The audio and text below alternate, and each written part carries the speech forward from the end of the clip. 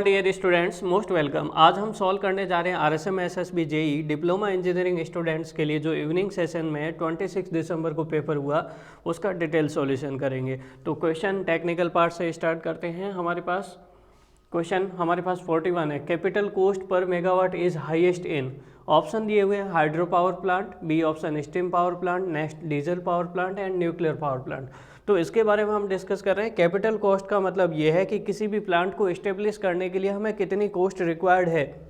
Initial cost को हम capital cost consider कर सकते हैं। तो अगर हमारे पास हाइड्रो पावर प्लांट और न्यूक्लियर पावर प्लांट, ये दो प्लांट ऐसे होते हैं जिनमें इनिशियल कॉस्ट या कैपिटल कॉस्ट ज़्यादा होती है, ठीक है। हाँ, स्टीम पावर प्लांट में भी ज़्यादा होती है, लेकिन अगर इन तीनों का कंपैरिजन किया जाए तो सबसे हाईएस्ट हमारे पास जो कैपिटल कॉस्ट होती है न्यूक्लियर रिएक्टर क्रिएट करने में जाती है। वो किससे रिलेटेड होता है? न्यूक्लियर पावर प्लांट से रिलेटेड होता है। तो करेक्ट ऑप्शन हमारे पास क्या हो जाएगा? D is the correct answer. Next question देखेंगे, which of the following is protective device against lightning over voltage. Options दिए हुए हैं हमारे पास, distance relay, rod gap, Buchholz relay and isolator. देखो, रिले लाइटनिंग अरेस्टर से हमें प्रोटेक्शन नहीं प्रोवाइड कर सकती, करेक्ट। आइसोलेटर हमारे पास एक ऑफ कंडीशन में मैकेनिकल स्विच है जो कनेक्शन को ओपन करने के काम आता है इन जीएसएस वगैरह। तो वहाँ पर हमारे पास लाइटनिंग अरेस्टर से अगर प्रोटेक्शन प्रोवाइड करना है तो rod gap arrester is the most correct answer. तो कौन सा करेक्ट आंसर हो जाएगा? B is the correct answer. Next question में बढ़ते हैं, which of the following insulator is used in 132 kV transmission line. 132 kV transmission line up to 33 kV हम कौन सा इंसुलेटर यूज़ करते हैं? पिन टाइप इंसुलेटर यूज़ करते हैं। हमारे पास pin type, disk type, shackle type और कई टाइप के हमारे पास stay type, guy wire insulator, कई टाइप के इंसुलेटर्स होते हैं। लेकिन जैसे जैसे वोल्टेज रेटिंग बढ़ता है 33 kV से ज़्यादा pin type insulator is not economical. तो फिर हम क्या करते हैं? डिस्क टाइप इंसुलेटर यूज़ करते हैं। डिस्क टाइप इंसुलेटर में आपने देखा होगा कभी ट्रेवल करते टाइम बड़े बड़े जो टावर्स होते हैं उनमें डिस्क लगी होती है। According to level of voltage ज़्यादा हम क्या करते हैं? हर 11 kV के लिए एक डिस्क को डिज़ाइन करते हैं, ठीक है, अप्रोक्सीमेटली। तो जैसे जैसे हमारे पास number of level of voltage बढ़ता जाता है तो नंबर ऑफ डिस्क भी बढ़ाते जाते हैं। तो वहाँ पर हमारे पास कौन से टाइप का इंसुलेटर यूज़ करोगे? Disc type insulator is the correct answer. Next है, ए बस बार इज रेटेड बाई। बस बार पे क्या होता है हमारे पास, किस तरह से हम उसको रेटेड कर सकते हैं? तो बस बार को देखो, आप वोल्टेज और फ्रीक्वेंसी से तो रेटेड करोगे ही, क्योंकि हम जैसे इनफाइनाइट बस बार बोलते हैं। तो आपने सुना होगा इनफाइनाइट बस बार का मतलब क्या होता है? एक ऐसी बस बार जहाँ पे वोल्टेज और फ्रीक्वेंसी क्या हो? कांस्टेंट हो। इनफाइनाइट बस बार जब पैरेलल ऑपरेशन करते हैं तो हम ऐसा नहीं बोलते हैं कि पैरेलल ऑपरेशन के लिए वोल्टेज कांस्टेंट होना चाहिए और फ्रीक्वेंसी कांस्टेंट होना चाहिए। तो ये दो टर्म तो होनी चाहिए हमारे पास बस बार पे मेंशन कि वोल्टेज का लेवल क्या है और फ्रीक्वेंसी का लेवल क्या है, करेक्ट। तो अब हमारे पास यहाँ पर वोल्टेज और फ्रीक्वेंसी का लेवल तो मेंशन होना ही चाहिए। साथ ही साथ उसकी शॉर्ट करंट को लिमिट करने की, शॉर्ट टाइम करंट को के लिए की कैपेसिटी भी नॉन होनी चाहिए और साथ ही साथ करंट रेटिंग भी मालूम होनी चाहिए। जब ये कैपेसिटी मालूम है तो करंट कैपेसिटी भी मालूम होनी चाहिए। तो करेक्ट ऑप्शन कौन सा होगा हमारे पास? A is the correct answer. Next question देखते हैं। नेक्स्ट क्वेश्चन देखिएगा please. 4 EHV transmission line, extra high voltage transmission line के लिए कौन सा सर्किट ब्रेकर प्रेफर करते हैं? तो यहाँ पर ऑप्शन दिए हुए हैं, miniature oil circuit breaker, bulk oil circuit breaker, vacuum circuit breaker and SF6 circuit breaker. तो यहाँ पर हमारे पास ये दो सर्किट ब्रेकर तो बहुत कम वोल्टेज लेवल पे यूज़ करते हैं। इसको हम रूरल इलेक्ट्रिफिकेशन में यूज़ करते हैं, VCB को, और extra high voltage transmission line के लिए हम SF6 सर्किट ब्रेकर को यूज़ करते हैं, क्योंकि इसका डाइलेक्ट्रिक स्ट्रेंथ जो है बहुत ही ज़्यादा होता है SF6 गैस का, ठीक है। इसकी प्रॉपर्टी बहुत अच्छी होती है हमारे पास, इसलिए इसको हाई वोल्टेज लेवल पे हम प्रेफर करते हैं। नेक्स्ट क्वेश्चन देखिएगा, Merz Price protection is used for. Merz Price protection differential protection को बोला जाता है। इसको यूज़ कहाँ किया जाता है? जनरेटर, अल्टरनेटर, ट्रांसफार्मर, इन जगह पे यूज़ किया जाता है। तो हमारे ऑप्शंस देख लेते हैं। यहाँ पर हमारे पास induction motor, capacitor bank, substation, ये तो गलत हो गए। हमारे पास जनरेटर, अल्टरनेटर या फिर ट्रांसफार्मर लिखा होता तो वो करेक्ट आंसर होगा। तो करेक्ट आंसर हमारे पास क्या होगा? A is the correct answer. Next question में बढ़ते हैं आगे। The insulating material for the cable should have the following property. अब एक केबल से क्या चाहते हो आप, एक केबल जो है उसका इंसुलेटिंग मटेरियल है, उससे क्या आप चाहते हो, तो उसमें कौन कौन सी प्रॉपर्टी होनी चाहिए ये हमें देखना है। तो एक केबल में हाई इंसुलेशन रेजिस्टेंस होना चाहिए, उसका डाइलेक्ट्रिक स्ट्रेंथ अच्छा होना चाहिए, और डाइलेक्ट्रिक स्ट्रेंथ अच्छा तभी होगा जब परमिटिविटी क्या होगी, लो होगी। तो ऑप्शंस देख लेते हैं हमारे पास कि रजिस्टिविटी हाई हो, मतलब हाई इंसुलेशन रेजिस्टेंस हो, हाई डाइलेक्ट्रिक स्ट्रेंथ हो, लो परमिटिविटी हो। इसका मतलब सारे ऑप्शन करेक्ट है, और लास्ट फाइनल आंसर करेक्ट हमें क्या मिलेगा, उपयुक्त सभी, all of this is the correct answer. Next question देखते हैं हमारे पास, sheaths are provided in cable 4। Cable में सीट्स को क्यों प्रोवाइड किया जाता है। हम अंडरग्राउंड केबल जब डिस्कस कर रहे थे पावर सिस्टम में, तो डिटेल से एक्सप्लेनेशन किया था कंस्ट्रक्शन के बारे में, वहाँ पर आपको वेरी इंपॉर्टेंट क्वेश्चन भी मेंशन किया था हमने।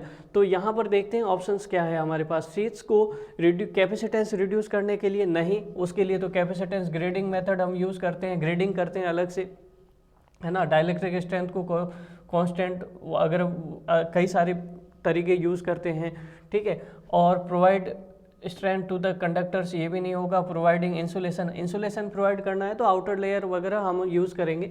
मॉइस्चर को एंटर करने से रोकने के लिए हम क्या प्रोवाइड करते हैं, सीट्स का यूज़ करते हैं। मॉइस्चर को अंदर आने से रोकने के लिए, हमारे पास आर्द्रता के प्रवेश को रोकने के लिए हम क्या करते हैं, सीट्स का यूज़ करते हैं। नेक्स्ट क्वेश्चन देखिएगा प्लीज़। 48 तक हो गए हमारे पास। नेक्स्ट क्वेश्चन देखते हैं 49।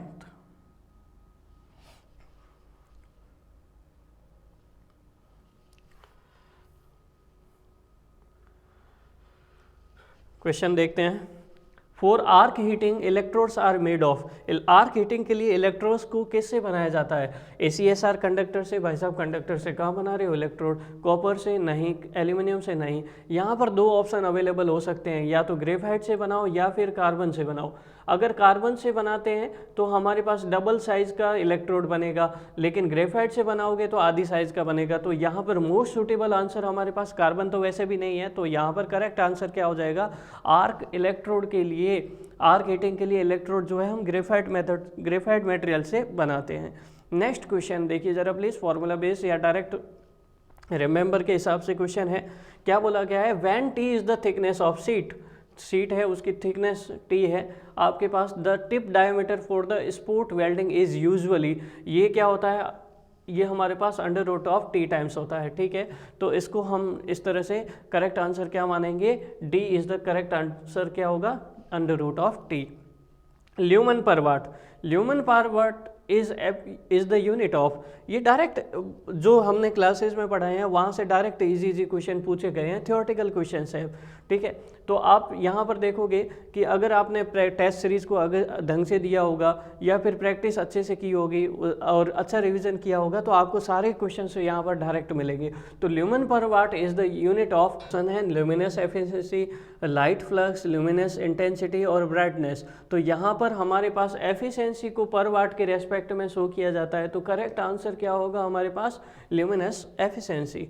नेक्स्ट क्वेश्चन देखते हैं, फ्लोरोसेंट ट्यूब सर्किट में चौक जो यूज़ करते हैं, आजकल हमारे पास इलेक्ट्रॉनिक्स ट्यूबलाइट यूज़ कर रहे हैं, तो उसमें तो चौक को रिप्लेस ही कर दिया गया है एक तरीके से। तो यहाँ पर हमारे पास अगर पुरानी ट्यूबलाइट जो है उसके रेस्पेक्ट में सोचें तो फ्लोरोसेंट ट्यूब में चौक जो है किसकी तरह एक्ट करती है, चौक जो है आप ध्यान रखिएगा बैलेस्ट की तरह एक्ट करती है। अब ये बैलेस्ट क्या होता है, बैलेस्ट जो होता है वो हमेशा स्टार्टिंग कंडीशन में, जब कोई भी ट्यूबलाइट है ना तो उसको ऑन करने के लिए, स्टार्ट करने के लिए दो इलेक्ट्रोड है, इलेक्ट्रोड के बीच में डिस्टेंस बहुत ज़्यादा है, और वो जो कोटिंग प्रोवाइड की गई है वो कोटिंग को अगर आपको आयनाइज करना है तो आपको हाई वोल्टेज स्टार्टिंग में प्रोवाइड करना पड़ेगा। तो स्टार्टिंग में तो ये इम्पल्स वोल्टेज प्रोवाइड करता है ये बैलेस्ट, या फिर एक आप कोइल मान लो, सिंपल सी बात है। ये कोइल जो है, कोइल मतलब इंडक्टेंस, इंडक्टेंस क्या करता है, स्टार्टिंग में तो हाई वोल्टेज प्रोवाइड करेगा, लेकिन इंडक्टेंस बाद में क्या करेगा, करंट और वोल्टेज को स्मूथ करेगा। तो inductance rate of change of current का भी ऑपोज करता है, तो किसको लिमिट करेगा, करंट को लिमिट करेगा। तो करेक्ट आंसर हमारे पास क्या होगा, करंट लिमिटिंग डिवाइस की तरह ये काम करेगा, ठीक है। नेक्स्ट आगे देखते हैं हमारे पास, what is the potential of barrier potential of silicon. अगर जर्मेनियम के लिए बोला जाए दैट इज़ 0.3 वोल्ट, और यहाँ पर सिलिकॉन के लिए बोला जाए तो कितना होता है, 0.7 वोल्ट। ये बहुत ही सिंपल क्वेश्चन है, बहुत ही ईजी क्वेश्चन है। आगे देखते हैं नेक्स्ट क्वेश्चन,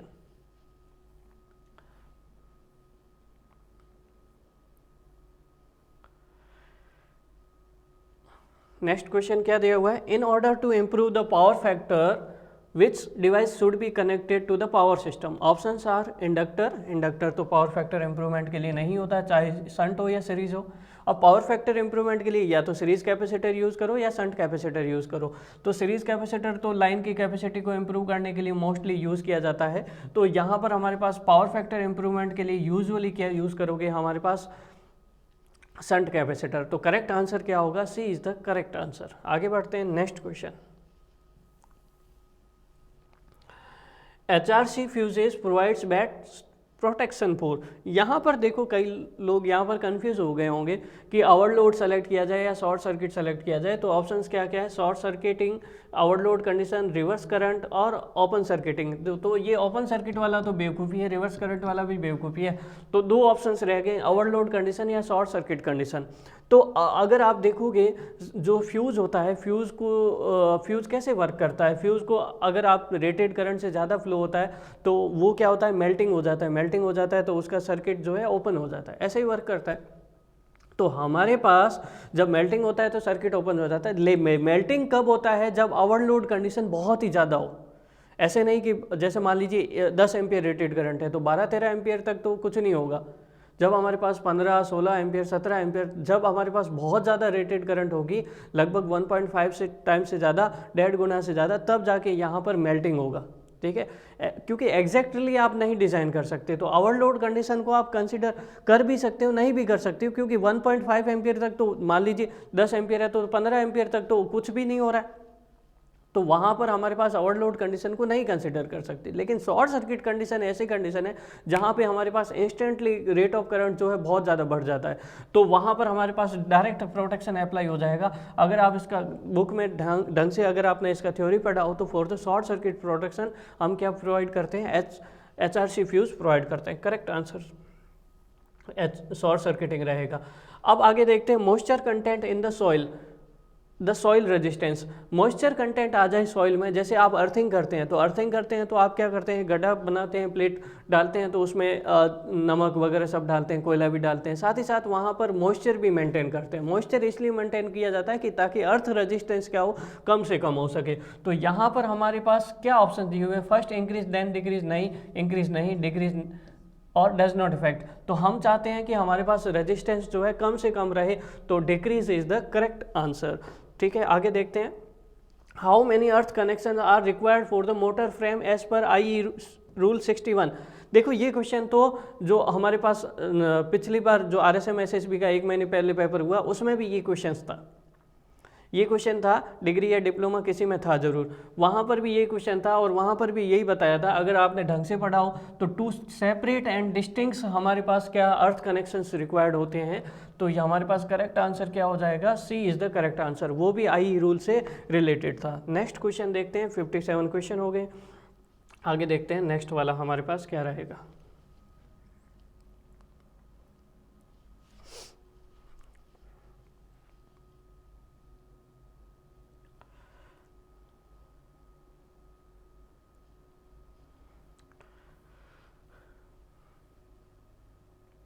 इन हाइड्रो पावर प्लांट्स, क्या क्वेश्चन पूछा गया है, इन हाइड्रो पावर प्लांट। अभी हम सबसे पहला जो क्वेश्चन डिस्कस किया उसमें बताया था हाइड्रो पावर प्लांट में हमारे पास फ्यूल कॉस्ट तो होता नहीं है। फ्यूल कॉस्ट नहीं होता इसका मतलब ऑपरेटिंग कॉस्ट क्या होगा, कम होगा।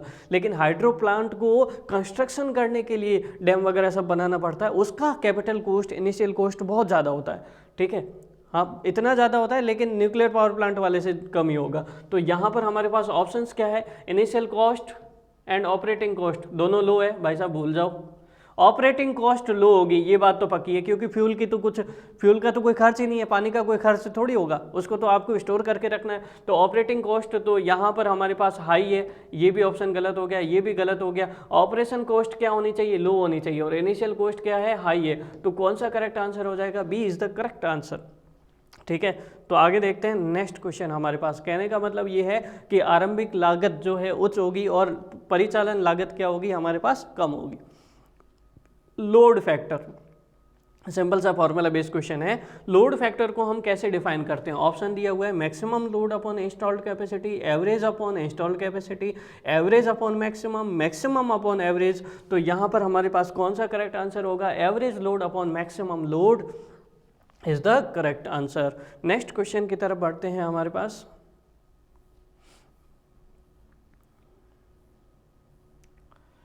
During normal working of a transistor, अगर ट्रांजिस्टर की नॉर्मल वर्किंग को कंसिडर किया जाए तो अमीटर जंक्शन कैसा होता है? तो अगर आप ट्रांजिस्टर बनाते हो तो आपके पास हमेशा ये देखो, यहाँ पर हमारे पास इनपुट जंक्शन होता है। इनपुट जंक्शन में यहाँ पर ये बेस अमीटर जंक्शन होता है, और ये हमारे पास, इसको बोलते हैं हम अमीटर जंक्शन, और इसको बोलते हैं कलेक्टर जंक्शन। जो आउटपुट जंक्शन होता है उसको हम क्या बोलते हैं? Collector junction.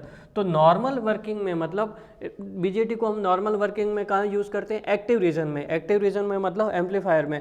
और एम्पलीफायर की तरह एक्टिव रीजन में ऑपरेट कराने के लिए इनपुट जंक्शन फॉरवर्ड बायस होना चाहिए और आउटपुट जंक्शन क्या होना चाहिए?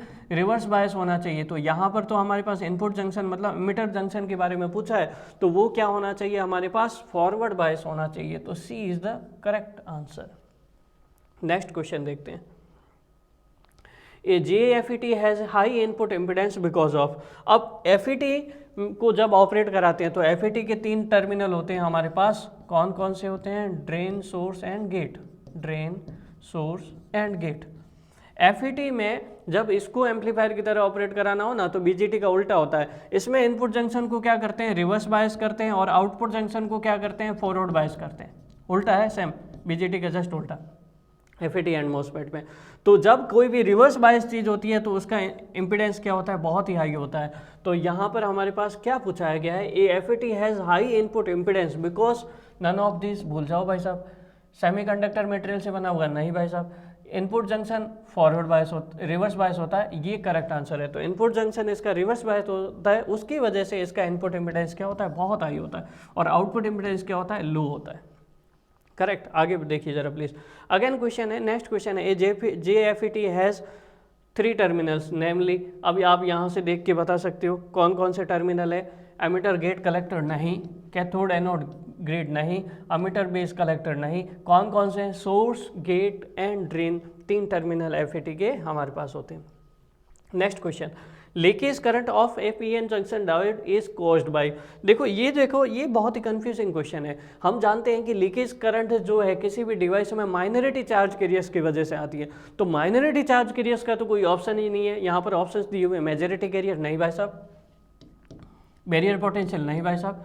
अब यहाँ पर हमारे पास 2 ऑप्शन रह गए कि heat energy and chemical energy.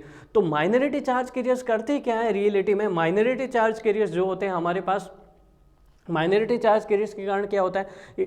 जो डिवाइस होती है हमारे पास, सेमीकंडक्टर डिवाइस होती है, उसके अंदर हीटिंग बढ़ता जाता है, टेम्परेचर बढ़ता जाता है। हमने थ्योरी में एक स्टेटमेंट भी पढ़ा है। क्या स्टेटमेंट पढ़ा है? कि हमारे पास टेम्परेचर जो है हर 10 डिग्री सेंटीग्रेड राइज पे माइनॉरिटी कैरियर में हमारे पास जो माइनॉरिटी कैरियर के कारण जो करंट फ्लो होती है वो हर 10 डिग्री सेंटीग्रेड राइज पे डबल हो जाती है। तो ये टेम्परेचर से रिलेटेड, और इसको हम किससे रिलेटेड कर सकते हैं? थर्मल एनर्जी से या फिर हीट एनर्जी से। तो करेक्ट आंसर क्या हो जाएगा? Heat energy is the correct answer for the leakage current. Clear?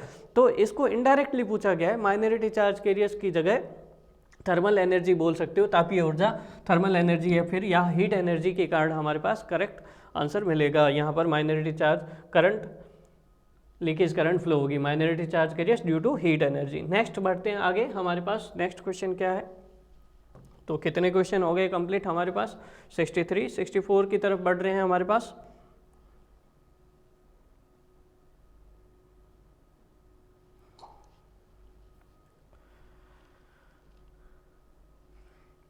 Question पूछा गया है, a potential transformer are use to measure high voltage by using. तो पहले हमारे पास ये देखना पड़ेगा कि CTPT को हम यूज़ क्यों करते हैं। CTPT को यूज़ करते हैं, इंस्ट्रूमेंट ट्रांसफार्मर बोलते हैं।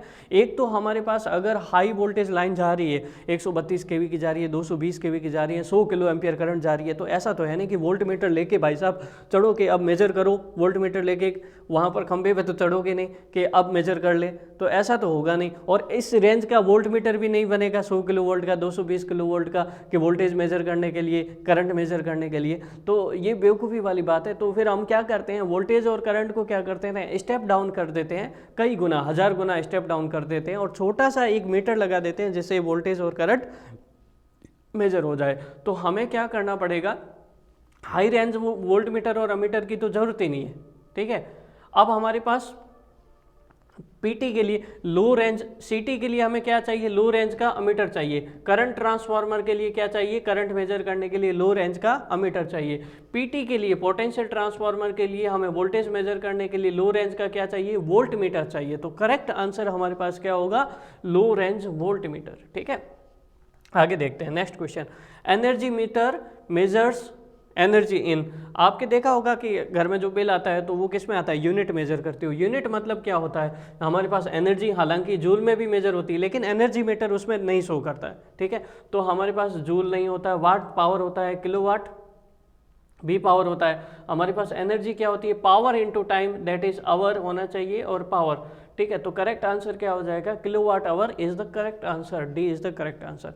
आगे देखते हैं, commutator of DC motor are made of, commutator DC motor के किससे बने हुए होते हैं। ऑप्शंस दिए हुए हैं, टंगस्टन का, कॉपर का, कास्ट आयरन का एंड स्टील का।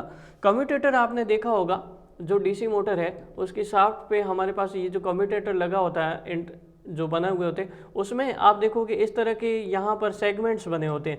ये सेगमेंट्स जो है इसके ऊपर क्या करता है, ब्रश मूव करता है। जैसे ये सेगमेंट्स है, इनके ऊपर क्या करता है, ब्रश मूव करता है।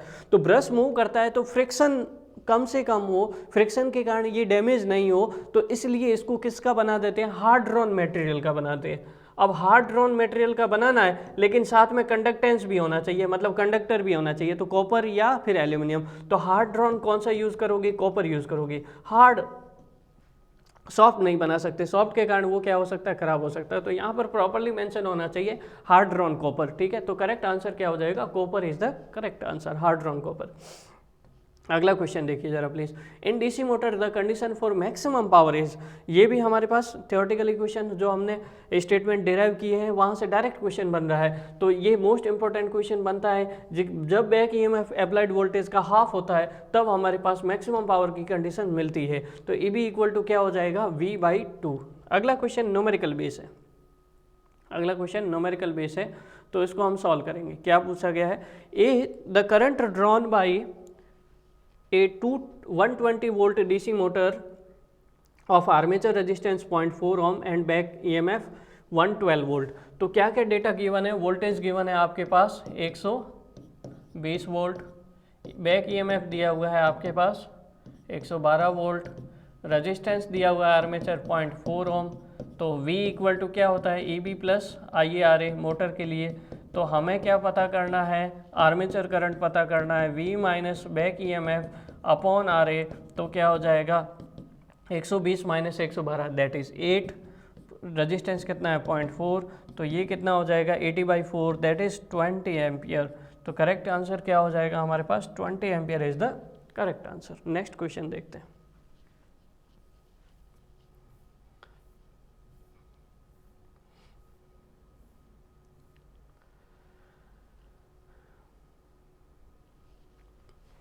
What is the maximum load that can be connected in a circuit connecting only lighting load as per IE rules। देखो आपके पास डिप्लोमा का अगर आप पेपर दे रहे हो, चाहे एसएससी जेई दे रहे हो या कोई सा भी जेई दे रहे हो, आई रूल से आपके पास 3 या 4 क्वेश्चंस बनते हैं। तो इसलिए आई रूल्स को आपको बहुत ही ढंग से याद करना चाहिए, ठीक है। ये बहुत ही इंपॉर्टेंट पार्ट रहता है, आपके पास एक आई रूल्स याद होने चाहिए, इसको लेफ्ट आउट नहीं करना चाहिए। कई लोग इसको लेफ्ट आउट कर देते हैं, बड़ी बेवकूफ़ी करते हैं।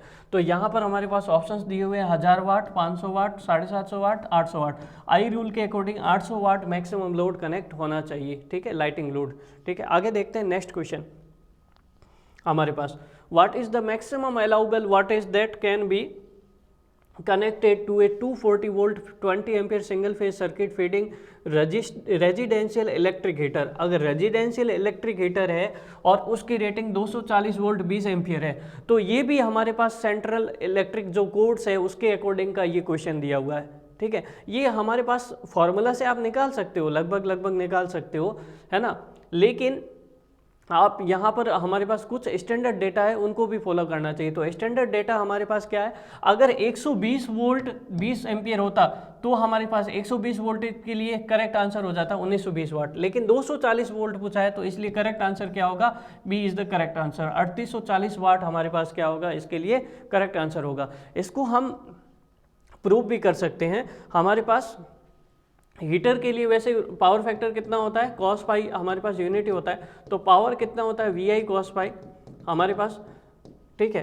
तो लेकिन यहाँ पर हमारे पास केवल हीटर का नहीं कंसीडर कर रहे हैं, ठीक है, हमें रेजिडेंस का कंप्लीट ओवरऑल पावर फैक्टर देखना है, तो हम कुछ एजम्पशन ले लेते हैं। तो ये कोड जब बनाते हैं तब ये एजम्पशन लिया जाता है कि रेजिडेंस का ओवरऑल पावर फैक्टर कितना है, 0.8 है। तो अगर आप देखोगे 240 इंटू 20 इंटू 0.8, तो यहाँ पर इसको सॉल्व करोगे तो 4800 इंटू 0.8, ये लगभग आपके पास 3840 वाट आएगा।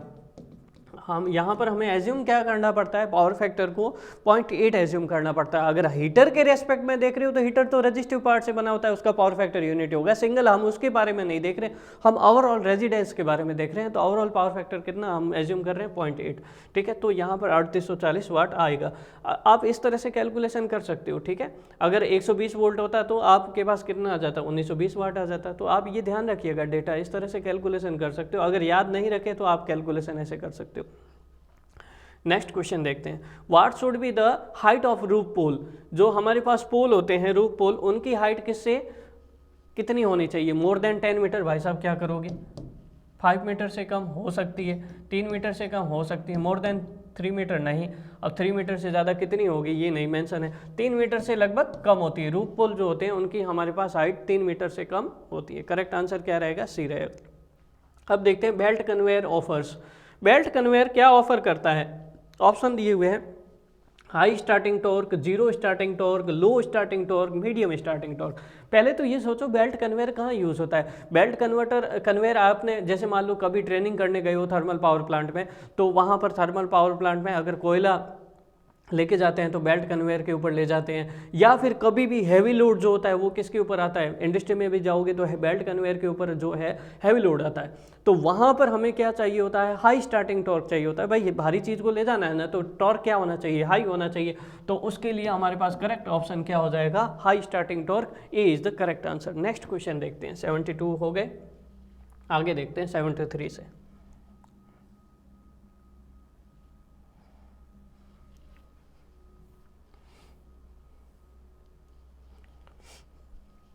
देखते हैं नेक्स्ट क्वेश्चन क्या है, over excited synchronous motor draws a current at which power factor, leading, lagging, unity, depends of other factor. तो आवर एक्साइटेड के लिए हम वी कर्व बनाते हैं। वी कर्व जब बनाते हैं तो वी कर्व किसके ऊपर बनाया जाता है, ये भी क्वेश्चन है अगला वाला, उसको भी देखते हैं। तो वी कर्व जो है हमारे पास आर्मेचर करंट और फील्ड करंट के बीच में बनाया जाता है। तो वी कर्व जब बनता है हमारे पास इस तरह से बनता है। तो अगर आप देखोगे यहाँ पर हमारे पास, तो ये जो अंडर एक्साइटेड कंडीशन होती है, बीच में कौन सी होती है, नॉर्मल एक्साइटेशन कंडीशन होती है, और ऊपर की तरफ कौन सी होती है, ओवर एक्साइटेशन कंडीशन होती है। मोटर में हमारे पास अंडर एक्साइटेशन में लैगिंग पावर फैक्टर होता है, नॉर्मल में यूनिटी पावर फैक्टर होता है, और ओवर एक्साइटेशन में कौन सा पावर फैक्टर होता है, लीडिंग पावर फैक्टर होता है। तो ओवर एक्साइटेशन में हमारे पास लीडिंग पावर फैक्टर होगा, तो करेक्ट आंसर क्या हो जाएगा, leading power factor, C is the correct answer. ये हमारे पास करेक्ट आंसर रहेगा। अगर अंडर एक्साइटेशन होता है तो लैगिंग पावर फैक्टर रहेगा, और अगर जनरेटर होगा तो दोनों उल्टा हो जाता है, लैगिंग की जगह लीडिंग आ जाता है, लीडिंग की जगह लैगिंग आ जाता है। तो इन पेपर को जब आप सॉल्व कर रहे हो तो प्लीज़ आई रिक्वेस्ट दैट कि इन पेपर को सॉल्व करना केवल करेक्ट आंसर नहीं देखे, उनसे सीखने की कोशिश करें कि हम इस क्वेश्चन से हम क्या डेटा सीख सकते हैं, तो उसी की बेसिस पे फ्यूचर में क्वेश्चंस बनते हैं। आपको एक सजेशन देते हैं, कभी भी कोई क्वेश्चंस जो है वो तो हमारे पास नॉर्मली नए नए क्वेश्चंस बनते रहते हैं, लेकिन अगर आपने कंसेप्ट क्लियर कर लिए एक बार तो कंसेप्ट वही रिपीट होंगे, चाहे दुनिया के कितने भी पेपर हो, जेईएन का पेपर हो, आईएन का पेपर हो, कितने भी पेपर हो हमारे पास, अगर आप कंसेप्ट को प्रॉपरली ढंग से करते हो, जैसा कि हमने कोर्स में कंसेप्चुअली पूरा ढंग से समझाया है आपको, अगर आपने वो कंसेप्ट ढंग से पढ़े हैं और रिवाइज ढंग से किया है तो आपको 100% सक्सेस मिलेगी। किसी क्वेश्चंस को आप ऐसे नहीं कि जेबी गुप्ता पकड़ लो, आर के राजपूत पकड़ लो, यूथ पब्लिकेशन पकड़ लो, उन क्वेश्चंस को रट रहे हो। अरे दुनिया के कितने भी क्वेश्चन रट लो, लेकिन अगर आपने कंसेप्ट क्लियर हो गया तो वो सारे के सारे क्वेश्चन आप आराम से कर सकते हो। तो आई सजेस्ट, मेरा पर्सनल सजेशन है कि आप कंसेप्ट क्लियर करिए, जैसे कि आपको कोई सा भी क्वेश्चन है वो आपको सॉल्व हो पाए। अब यहाँ पर बहुत सारे क्वेश्चंस बनाए जा सकते हैं, तो हमने थ्योरेटिकली डिस्कस किया है। तो आगे क्वेश्चन है, the V curve of a synchronous motor is drawn between, option क्या दिए हुए हैं, सप्लाई वोल्टेज वाला नहीं भाई साहब, दो करंट होगी, बैक ईएमएफ का तो कोई लेना देना ही नहीं, field current and power factor नहीं, field current and armature current, D option correct होगा, अभी हमने जस्ट बनाया था। What happens one phase of a synchronous motor is short circuited.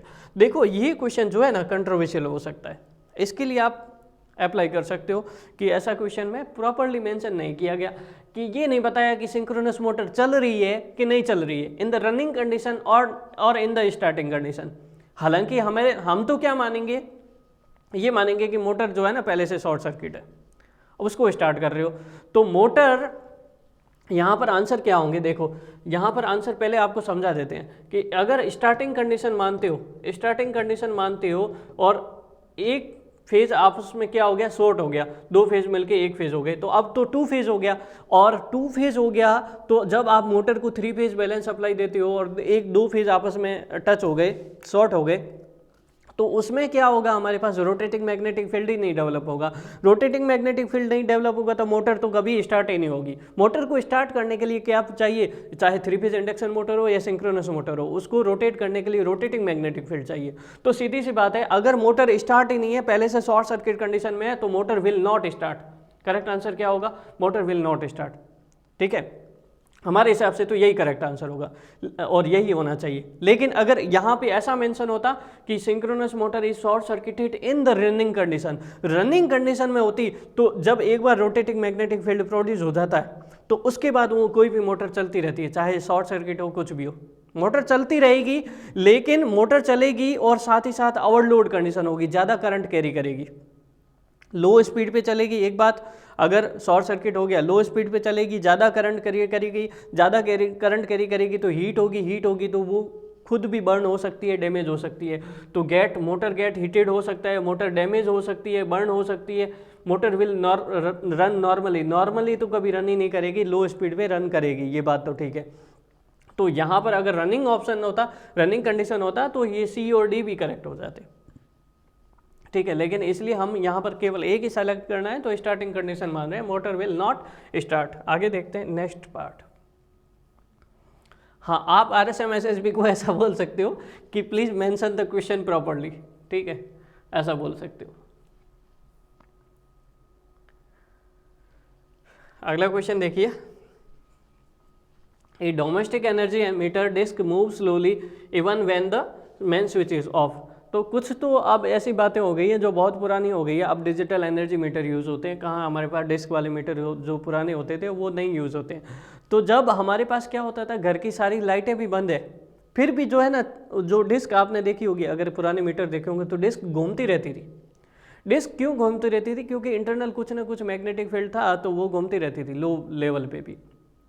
क्योंकि उसमें हम क्या करते हैं, एडिशनल कुछ अरेंजमेंट करते हैं, जिसकी वजह से फ्रिक्शनल एरर को हटाने के लिए हम क्या करते हैं, एडिशनल अरेंजमेंट करते हैं, शेडिंग कोयल वगैरह प्रोवाइड करते हैं। तो उसकी वजह से वो पावर ऑफ है तो भी घूमती रहती है, तो बिल तो आएगा ही आएगा। नुकसान किसका, हमारा।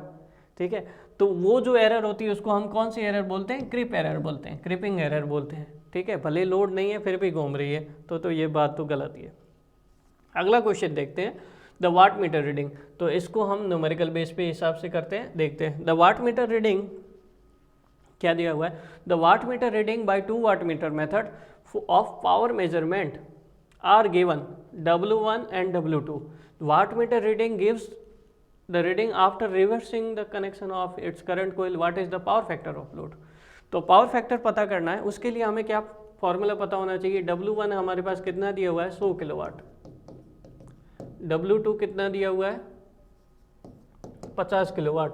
तो एक फॉर्मूला होता है हमारे पास, पावर फैक्टर कब मिलेगा, cos फाई होगा तब। ठीक है ना, तो उसके लिए तो पहले आपको क्या पता करना पड़ेगा, फाई पता करना पड़ेगा। तो हमारे पास यहाँ पर पहले तो फाई पता कर लेते हैं। तो 10 फाई होता है √3 W1 minus W2 upon W1 plus W2। तो पहले कैलकुलेशन ये कर लेते हैं, यहाँ से 5 निकाल देते हैं। √3 इंटू 100 माइनस 50 कितना होगा 50 अपॉन 150 100 प्लस 50 1/3 दैट इज ये आ जाएगा 1/√3। तो इसका इन्वर्स लोगे तो फाई कितना आ जाएगा tan इन्वर्स 1/√3 कितना आ जाएगा 30 डिग्री। और इसका cos 30 करोगे तो cos 30 कितना होगा हमारे पास, cos 30 हो जाएगा 0.866 is the correct answer. Correct answer क्या हो जाएगा 0.866। ठीक है, आगे देखते हैं next question. In which category the domestic energy meter falls. इसको समझना पड़ेगा। देखो रिकॉर्डिंग टाइप वो इंस्ट्रूमेंट्स होते हैं जिनको तुरंत रिकॉर्ड किया और छोड़ दिया, बस डेटा हो गया। मूविंग एल्यूमिनियम टाइप मतलब आपके पास इसका कोई मतलब नहीं है। इंडिकेटिंग टाइप इंडिकेटिंग टाइप मतलब जैसे आपने लैब में या फिर कॉलेज में आपने देखा होगा जो मीटर रीडिंग देता है, पॉइंटर मूव करता है, वो इंडिकेटिंग टाइप के होते हैं इंस्ट्रूमेंट्स, तो वो भी नहीं होगा हमारे पास। एनर्जी मीटर क्या करता है, पूरे महीने में जितनी भी यूनिट कंज्यूम हुई उनको क्या करता जाता है, रिकॉर्ड करता जाता है और इंटीग्रेट करता है। इंटीग्रेट करने का मतलब समाकलन, समाकलन का मतलब मिलाना। तो जब भी कोई रीडिंग लेने वाला आता है तो उसके ऊपर क्लिक करता है और उसके पास पूरे महीने की रीडिंग आ जाती है। ठीक है, तो उसको हम क्या बोलते हैं, इंटीग्रेटिंग टाइप। तो हमारे पास एनर्जी मीटर किस टाइप का होता है, इंटीग्रेटिंग टाइप का होता है। आगे देखते हैं, which material is used as coating in CRT of a CRO। CRO में हमारे पास CRT के लिए ऊपर कोटिंग किस मटेरियल से की जाती है। तो आपने CRO देखा होगा लैब में या फिर कॉलेज में एक्सपेरिमेंट के टाइम, तो वहाँ पर जो ग्लो होता है वो किसकी वजह से आ जाता है। जैसे पुराने ज़माने में टीवी वगैरह भी या फिर आप देखते होंगे तो उन सब में फॉस्फर क्रिस्टल जो होते हैं उनकी कोटिंग की जाती है एक्वाडर्ट से। यहाँ पर क्वेश्चन ऐसा भी आ जाता है कि कोटिंग के लिए क्या यूज़ करते हैं, एक्वाडर्ट। ये भी आपके पास क्वेश्चन बन सकता था। ठीक है, एक्वाडर्ट।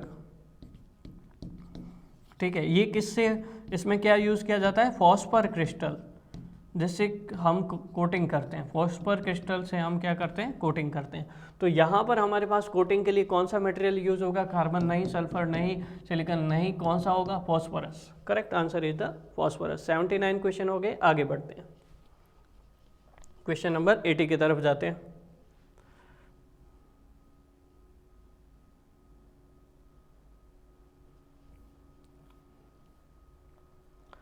विच DC motor has the approximately constant speed. ये बहुत ही फेवरेट क्वेश्चन लोगों का रहता है। कांस्टेंट स्पीड लगभग किसकी रहती है, हमारे पास शंट मोटर की जो स्पीड जो है अप्रॉक्सीमेटली कांस्टेंट रहती है। तो करेक्ट आंसर हमारे पास क्या रहेगा, C option is the correct answer. इसको तो देखते ही टिक कर देना चाहिए। ठीक है, which of the following is not a function of transformer oil. अब ट्रांसफार्मर ऑयल का पहले फंक्शन तो सोच लो। फंक्शन हमारे पास होता है ट्रांसफार्मर ऑयल, तो एक तो जो ट्रांसफार्मर, जैसे आपके घर के पास डीपी लगी हुई होती है तो वहाँ ट्रांसफार्मर है, तो वो ट्रांसफार्मर क्या पूरे दिन काम करता रहता है, बेचारा काम करता रहता है, मशीन है, काम करती रहेगी तो गर्म होगी। उसको ठंडा करने के लिए, कूलिंग के लिए हम क्या यूज़ करते हैं, ऑयल यूज़ करते हैं, ट्रांसफार्मर ऑयल। ठीक है, गाँव में तो वो चोरी भी हो जाता है, ट्रांसफार्मर ऑयल चोरी करके ले जाते हैं, क्योंकि वो ऑयल जो है वो अगर आप उसको यूज़ करते हो कई जगह व्हीकल्स वगैरह में तो वो बहुत अच्छा एवरेज देता है। तो मैं ऐसे नहीं बोल रहा चोरी करिए, वहाँ पर गाँव में कई लोग इसको चोरी कर देते हैं। ठीक है, हालांकि इसके लिए भी प्रोटेक्शन होना चाहिए, ये हमारा ही नुकसान है। अगर ऑयल चोरी करके ले गए तो उसकी वजह से दिक्कत क्या होगा, ध्यान से सुनिएगा। वो ऑयल तो हमारे लिए तो मजाक हो गया, लेकिन अगर ऑयल चोरी करके ले गए और उसका पीरियोडिक वहाँ पर विजिट नहीं हुआ तो ऑयल तो है नहीं, ऑयल नहीं है तो कूलिंग नहीं होगा, कूलिंग नहीं होगा तो हीटिंग होगा, हीटिंग होगा तो टेम्परेचर बढ़ेगा, टेम्परेचर बढ़ेगा तो वाइंडिंग जो है ना अंदर की, वो उनके इंसुलेशन के बीच में जो इंसुलेशन है हट जाएगा, हीटिंग इतना ज़्यादा हो जाएगा, टेम्परेचर बहुत ज़्यादा बढ़ जाएगा, तो उसकी वजह से इंसुलेशन हट जाएगा, तो ये सारी वाइंडिंग जो इंटरटर्न्स है वो सारे शॉर्ट सर्किट हो जाएंगे। शॉर्ट सर्किट होंगे तो एकदम से क्या होगा, ब्लास्ट होगा, फिर गांव की लाइट चली जाएगी। कितने दिन तक, 10-15 दिन तक। फिर नुकसान तो आपका ही है ना एक तरह से। तो कुल मिला के बात ये है कि हम हमारा नुकसान नहीं सोचते, साथ ही साथ सरकारी संपत्ति का भी नुकसान करते हैं। एक ट्रांसफार्मर ऐसे नहीं है कि मजाक है नहीं कि 10-20 हज़ार का आ जाएगा, ऐसा नहीं है, उसकी कॉस्टिंग बहुत ज़्यादा होती है, तो वो आपको समझना चाहिए।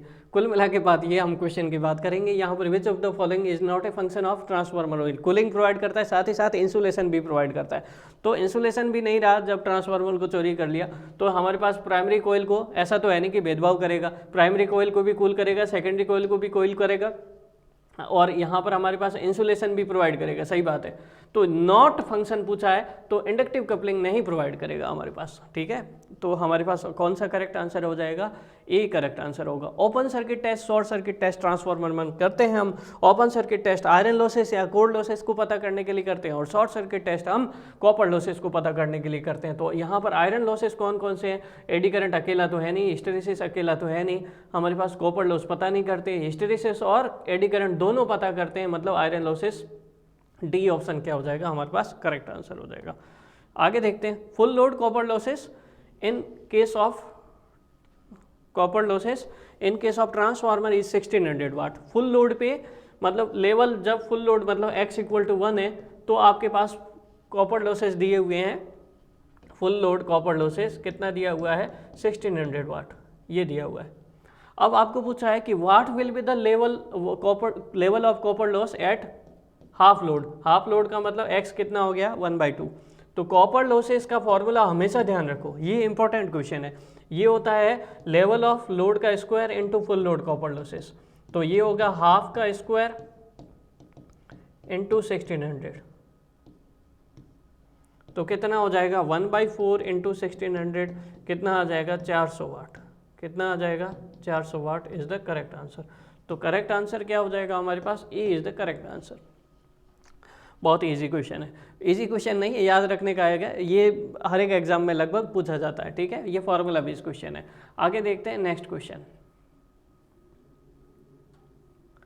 इन ए 3-फेज squirrel cage induction motor run slow run कर रही है, उसके क्या क्या कारण हो सकते हैं वो हम देखते हैं, और उसमें से कौन सा कारण नहीं है वो हमें बताना है। तो ओवरलोडिंग, भाई साहब अगर आप, सीधी सी बात है, अगर किसी मोटर पे या आप अपना खुद की बाइक है तो उसके लोड बढ़ाते जाओगे, 3 की जगह 10 जने बिठा दोगे तो मोटर चलेगी क्या, नहीं चलेगी, तो स्पीड कम होगी। ये बात भी सही है, स्पीड इससे कम होती है। लो वोल्टेज, कम वोल्टेज दोगे, एक्सेलरेटर दबाओगे नहीं तो मोटर कहाँ से चलेगी, सीधी सी बात है। तो सीधी सी बात है, लो वोल्टेज पे भी हमारे पास स्पीड कम होती है। अंदर शॉर्ट सर्किट हो गया, कोयल के नंबर ऑफ, शॉर्ट सर्किट होगा तो कोयल के नंबर ऑफ टर्न्स कम हो जाएंगे, नंबर ऑफ टर्न्स कम होंगे तो एमएमएफ कम हो जाएगा, एमएमएफ कम होगा तो फ्लक्स कम होगा, फ्लक्स कम होगा तो हमारे पास स्पीड भी हमारे पास क्या हो जाएगी, रिड्यूस हो जाएगी। लेकिन हमारे पास ये कोई तरीका नहीं है, फ्रिक्वेंसी कम होने पर स्पीड कम होती है। NS इक्वल टू क्या होता है, 120F/P। ये बोल रहा है कि फ्रीक्वेंसी हाई होगी फिर स्पीड कम होगी, ऐसा तो भाई कोई चमत्कार नहीं है हमारे पास, ठीक है। तो हमारे पास इस फ्रीक्वेंसी हाई होने पर स्पीड बढ़ती है इंडक्शन मोटर में। तो यहाँ पर हमारे पास कोई भी मशीन जो है स्लो रन कर रही है, हाई फ्रीक्वेंसी उसका कारण नहीं है। तो करेक्ट आंसर क्या हो जाएगा हमारे पास, हाई फ्रीक्वेंसी करेक्ट आंसर होगा। आगे देखते हैं next question. An outstanding feature of a universal motor. Universal motor के बारे में हम टेस्ट सीरीज में भी डिस्कस कर चुके हैं। हमने बोला कि आपके पास यूनिवर्सल जो मोटर है उसका क्या होता है, जैसे आपके पास ड्रिल मशीन होती है, घर में जितनी भी आपके पास किचन में जितनी भी आपके पास मिक्सर वगैरह यूज़ करते हैं ना, जिनको हाई स्पीड पे घुमाना हो, वहाँ पे यूनिवर्सल मोटर होती है, ठीक है। डोमेस्टिक एप्लीकेशन में यूनिवर्सल मोटर का बहुत ज़्यादा यूज़ होता है, ड्रिल मशीन वगैरह सब में। तो वहाँ पर इसका क्या, ड्रिल मशीन को चलाने के लिए आपके पास स्पीड क्या चाहिए, फास्ट चाहिए, साथ ही साथ वो लोड को भी, लोड मतलब उस लोड को कैरी करने की कैपेसिटी भी जो है उसकी अच्छी होनी चाहिए, मतलब पर किलोग्राम, किलोवाट पर किलोग्राम रेशियो इसका क्या होना चाहिए, हाईएस्ट होना चाहिए। तो यही इसका एडवांटेज है, जो इसका सबसे अच्छा एप्लीकेशन है। आगे देखते हैं नेक्स्ट क्वेश्चन। ए 10 पोल न्यूमेरिकल क्वेश्चन है, सॉल्व करेंगे। ए 10 पोल कितने दिए हुए हैं, 10। स्पीड कितना दिया हुआ है, जनरेटर NS कितना है, सिंक्रोनस स्पीड 1200 RPM। आपको क्या बताना है, फ्रीक्वेंसी बताना है। NS इक्वल टू 120F/P, हमने अभी जस्ट देखा था। F बराबर क्या होगा, NS into P upon 120। NS कितना दिया हुआ है, 1200। NS दिया हुआ है 1200 इंटू पोल है 10 अपॉन 120, ये 10 इंटू 10 कितना हो गया, 100 हर्ट्ज। हमारे पास ऑप्शन करेक्ट होगा। तो फ्रीक्वेंसी कितना हो जाएगा, 100 हर्ट्ज। आगे देखते हैं next question. One of the advantage of distributing winding in alternator is. अब डिस्ट्रीब्यूटिंग वाइंडिंग क्यों करते हैं, एक हमारे पास अल्टरनेटर में एक तो होती है कंसंट्रेटेड वाइंडिंग। कंसंट्रेटेड वाइंडिंग मतलब हर स्लॉट में एक कोयल साइड रख दो, हर स्लॉट में एक कोयल साइड रख दो, ऐसा कंसंट्रेटेड। या फिर आप ऐसा समझ लो कि हर एक फेज पर स्लॉट में आपके पास एक ही कोयल साइड रख दो। लेकिन डिस्ट्रीब्यूटेड वाइंडिंग से क्या फ़ायदा होता है, डिस्ट्रीब्यूटेड वाइंडिंग से ये फ़ायदा होता है कि यहाँ पर डिस्ट्रीब्यूशन फैक्टर को हमें साथ में इंक्लूड करना पड़ता है, जिससे कि जो हमारे पास अनवांटेड हार्मोनिक्स है वो रिड्यूस हो जाते हैं। और अनवांटेड हार्मोनिक्स रिड्यूस हो जाते हैं तो सप्लाई वेवफॉर्म जो है वो हमारे पास नियरली इक्वल टू साइनसॉइडल आती है। अब हमारे पास क्या होता है, अल्टरनेटर जो होता है ना पावर प्लांट में लगा हुआ अल्टरनेटर या जनरेटर, सिंक्रोनस जनरेटर, वहाँ पे डिस्ट्रीब्यूटेड वाइंडिंग करते हैं। डिस्ट्रीब्यूटेड वाइंडिंग इसलिए करते हैं क्योंकि अगर आपके पास ये जो वेव फॉर्म है, ये वेव फॉर्म बिगड़ गई, प्योरली साइनसॉइडल नहीं हुई, इस तरह से हुई, इम्प्योर साइनसॉइडल होगी, तो इसके कारण क्या हो जाएगा, अनवांटेड हार्मोनिक्स आ जाएंगे। और अगर आपके घर में अनवांटेड हार्मोनिक्स की सप्लाई आ जाएगी तो जो घर में आपके पास इंस्ट्रूमेंट 10 साल चलने वाला है वो 5 साल भी नहीं चल पाएगा। ठीक है, तो अनवांटेड हार्मोनिक्स नहीं चाहिए हमें। ठीक है, अनवांटेड हार्मोनिक्स नहीं चाहिए, तो इसलिए वेवफॉर्म को क्या करना पड़ेगा, इंप्रूव करना पड़ेगा। तो यहाँ पर हमारे पास ये बात तो सही है कि हार्मोनिक्स घटते हैं, सही बात है, ए ऑप्शन भी करेक्ट है। लेकिन हमें मेन जो मकसद है वो क्या है, हमारे पास वेवफॉर्म को इंप्रूव करना है। तो करेक्ट आंसर क्या हो जाएगा, improve voltage waveform, C D is the correct answer. Next question देखते हैं, 87 क्वेश्चन हो गए। नेक्स्ट क्वेश्चन हमारे पास 88 की तरफ जाते हैं।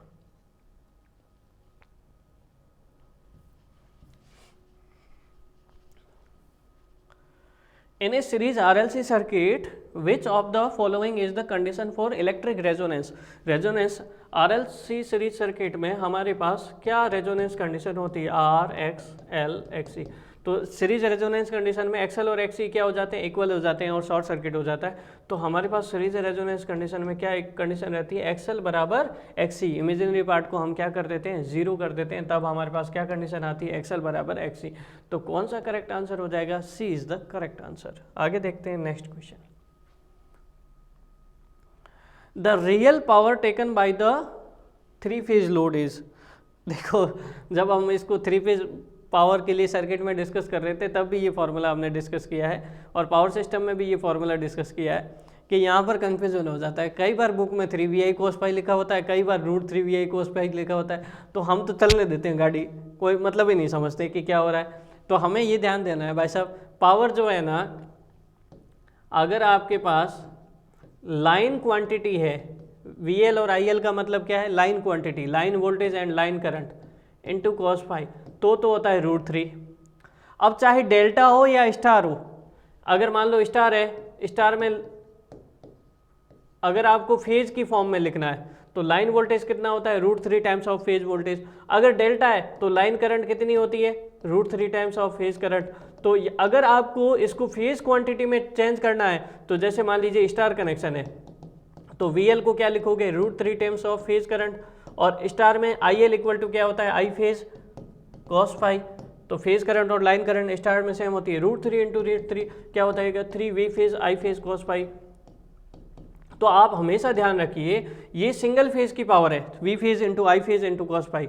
उसको अगर 3 फेज की पावर चाहिए तो किससे मल्टीप्लाई करना पड़ेगा, 3 से मल्टीप्लाई करना पड़ेगा ना भाई साहब, सीधी सी बात है, यही है ना कॉमन सेंस। तो कुल मिला के बात ये V phase I phase cos π, VI cos π single phase की पावर है, उसको 3 से मल्टीप्लाई करना पड़ेगा, तब जाके 3 फेज की पावर आएगी। तो ये तो अगर फेज क्वांटिटी हो तो 3 से मल्टीप्लाई करते हैं, लेकिन अगर लाइन क्वांटिटी हो तो किससे मल्टीप्लाई करते हैं, √3 से। तो करेक्ट आंसर क्या हो जाएगा, √3 VL IL cos π, cos theta लिख सकते हो आप इसको, C is the correct answer. Next देखते हैं, in a series circuit the current leads the voltage exactly by 90 degree. ठीक है, एग्जैक्टली बाय 90 डिग्री तो हमारे पास केवल कैपेसिटर में होता है। अगर वोल्टेज है और यहाँ करंट है और दोनों के बीच में एग्जैक्ट 90 डिग्री का एंगल है तो प्योर कैपेसिटर होगा, और अगर करंट लैग कर रही है तो प्योर इंडक्टर होगा। लेकिन अगर केवल यहाँ ऐसे होता कि करंट लीड कर रही है 90 डिग्री से कम, तो कौन सा सर्किट होता, RC सर्किट। ठीक है, ये ध्यान रखिएगा ना, ये इंपॉर्टेंट कंसेप्ट है कि उसमें साथ में रेजिस्टेंस भी आ गया, तो करंट एग्जैक्टली 90 डिग्री से नहीं, 90 डिग्री से कम एंगल से लीड करती है। तो यहाँ पर हमारे पास करेक्ट आंसर क्या होगा, प्योर कैपेसिटर में हमारे पास 90 डिग्री लीडिंग होता है।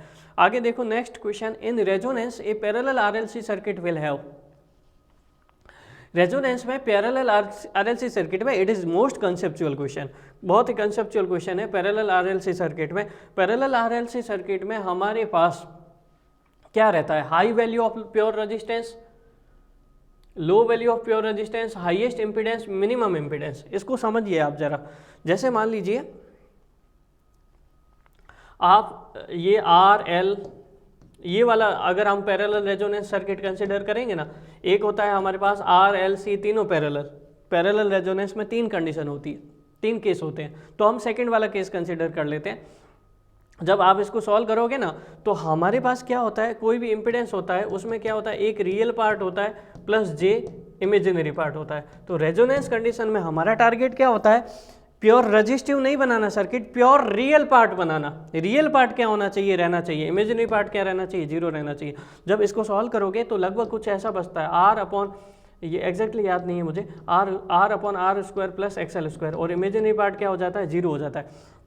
तो यहाँ पर किसकी टर्म आ रही है, कैपेसिटेंस, सॉरी ये वाई ऐसा कुछ बचता है, एडमिटेंस। तो यहाँ पर इंडक्टर की भी टर्म आ रही है। तो इंडक्टर तो हमारे पास क्या है, हमारे पास इंडक्टर ऐसा बोल सकते हो कि इमेजिनरी एलिमेंट है, नहीं। तो यहाँ पर हमारे पास क्या है, केवल रियल पार्ट रखना है, रेजिस्टेंस से कोई मतलब नहीं। हमें क्या ध्यान देना है, रेजोनेंस कंडीशन में केवल रियल पार्ट रहना चाहिए, इमेजिनरी पार्ट 0 होना चाहिए। तो यहाँ पर हमारे पास कोई रेजिस्टेंस से कोई लेना देना नहीं है, ठीक है। तो ये ऑप्शन तो गलत हो गए। अब हमारे पास सीरीज रेजोनेंस में क्या होता है, सीरीज रेजोनेंस में करंट मैक्सिमम होती है। करंट मैक्सिमम तब हो सकती है जब हमारे पास इम्पीडेंस क्या हो, मिनिमम हो।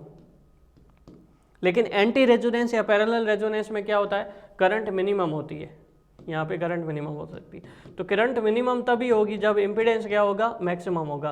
तो यहाँ पर हमारे पास करेक्ट आंसर क्या हो जाएगा, highest impedance is the correct answer. थोड़ा अगर आप इसको समझना चाहते हो तो रेजोनेंस कंडीशन जो हमने कोर्स में समझाया है उसको डिटेल से समझाया है, वहाँ पर ये सारी चीज़ें हमने डिस्कस की थी कि रेजिस्टेंस बचना is not a important task, हमारे पास रियल पार्ट बचना चाहिए। आगे देखते हैं next question. If two transformer not having the same percentage impedance per unit impedance नहीं इक्वल है, Z per unit 1 equal to not equal to Z per unit second, 2 transformer है उनके पर यूनिट इम्पीडेंस नहीं इक्वल है, तो क्या होगा। तो हमारे पास 1 ट्रांसफार्मर, नन ऑफ दिस, ये नहीं होगा। 1 of the transformer gate burn, ऐसा तो नहीं होगा, कुछ ज़्यादा नहीं होगा। यहाँ पर हमारे पास 2 ऑप्शन करेक्ट हो सकते हैं, बी ऑप्शन और डी ऑप्शन। यहाँ पर ये होना चाहिए कि 1 of the transformer is over utilized, over loaded नहीं लिख सकते आप यहाँ पर। अगर ऐसा होता तो ये बी ऑप्शन करेक्ट हो जाता।